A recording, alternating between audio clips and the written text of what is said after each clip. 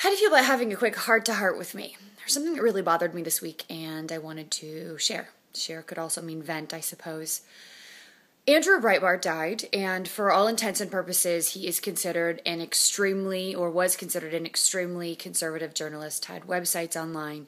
For those who were fans, they loved that he was so vocal about the issues. For those who were not fans, they were not a big fan of how strong his rhetoric was. What I really struggle with after he died, he actually died suddenly, was very young, early 40s, father and husband. After he died this week, there was a lot of, from his supporters, a lot of tragic speak online, and from those who were not fans, the conversation online was horrific in my mind. There was, for lack of a better phrase, dancing on his grave. So much celebration, comparisons to Hitler, better that he's gone now. And I find that so highly disturbing. Whether you agree with his views or not, to publicly celebrate, to put that type of language out there and online was so bothersome to me.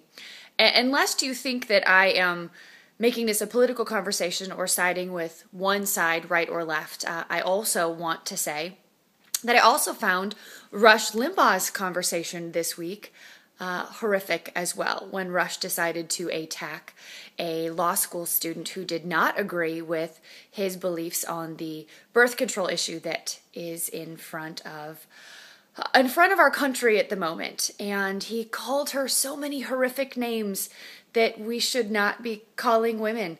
And I just kept thinking, no wonder we have such a huge issue with bullying in this country when the adults that our teens and our tweens see on a regular basis engage in this type of conversation.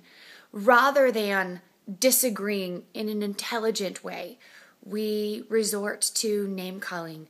We resort to being unkind. We resort to celebrating when someone dies, whether you are right or left. I absolutely support your right to disagree with someone.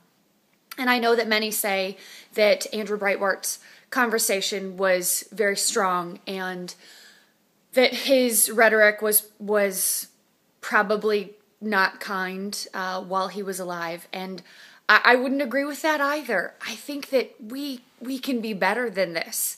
And I'm raising my children to use their words and to stand up for what they believe, but not to use that kind of language and not to put people down in the process.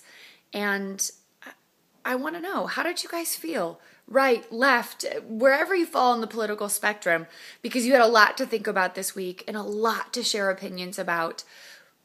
But is this the kind of example that we want to give our kids?